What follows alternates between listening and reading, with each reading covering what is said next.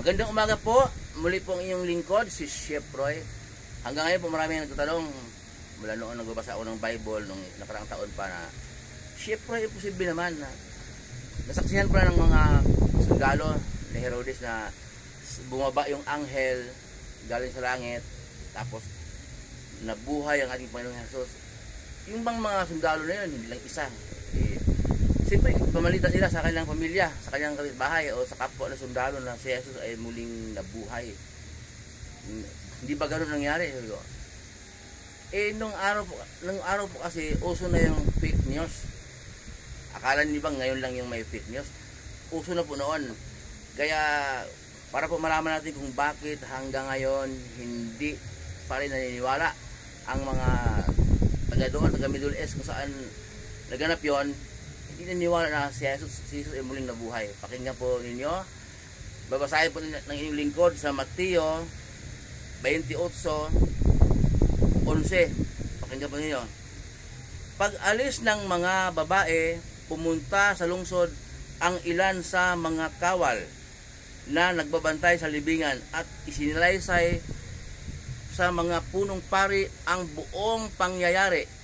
Nakipagpulong naman ang mga punong pari sa mga pinuno ng bayan at nagkasundo silang suhulan ng malaki ang mga kawal, at ang mga ito ay inutusan nilang ganito ang ipamalita: habang natutulog kami kagabi, dumating ang mga alagad ni Jesus at ninakaw ang kanyang bangkay. Sinabi pa nila, huwag kayong mag-alala, kung makarating man ito sa gobernador, kami ang bahala sa inyo. Tinanggap ng mga bantay ang suhol at ganoon nga ang kanilang ginawa. Kaya magpahanggang ngayon, ito pa rin ang ipinamalita sa mga Hudyo. Kaya pala po, di ba? Maliwanag po. Kung may Bible kayo sa bahay, Mateo 28:11. Okay. Yung palang mga nagbabantay, mga sundalo yon, nagbabantay sa libingan ng ating Panginoong Jesus, sinalaysay nila sa mga punong pare ang pangyayari na ganito: bumaba yung anghel, nabuksan ang nakaharang na bato sa libingan ni Jesus at muli siyang nabuhay. Okay. Nag-meeting pala yung mga punong pare, ganun sila katindi, ano? Nabuhay na nga, hindi pa rin naniniwala na nabuhay. Talagang sinabi naman ni Jesus na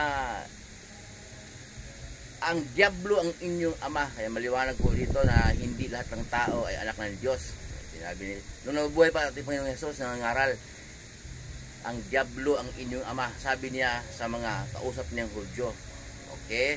Kaya sinuhulan talaga ang mga sundalo ng nagbabantay na ganito ang pamalita ninyo. Habang natutulog kayo kagabi, kinuha ng mga alagad ni Jesus ang kanyang bangkay. Okay? Fake news po. Yan ang sasabi ko na may fake news na pala noon. Ayan. Nasagot na po ang inyong mga tanong kung bakit hindi pa rin naniniwala sila hanggang ngayon. Hanggang ngayon pala, yung pa rin ang pinamalita na ninakaw. Kaya marami pong kumukontra ng mga Muslim area na si Jesus ay hindi muling nabuhay kundi ninakaw ng mga alagad ang bangkay kaya nawala sa libingan. Yun po ang dahilan pala. Kaya muli po sasabihin ko po sa inyo na mapalad tayo na sa panahon ngayon na naniniwala. Sinabi naman ni Jesus kay Tomas, maniwala ka na, Tomas, sapagkat mapalad ang naniniwala sa akin, at higit na mapalad ang hindi nakakita sa akin at naniniwala nito. Okay. Tayo hindi nakakita kay Jesus, pero naniniwala po tayo. Masampalataya tayo na si Jesus ang ating tagapagligtas. Okay, nabuhay siya pagkaraan na ikatong araw. Wala na pong, huwag natin guluhin ating isip na bakit Biyernes Santo, bakit nabuhay siya ng linggo. Wala pang katong araw yun, pag Biyernes siya namatay. Huwag natin guluhin na ating isip na pinagdiwang nila yon na yung mga gumagawa ng kalendaryo sa Roma, sa Vatican na ganun ang paiba-ibang pizza po, puro Biyernes.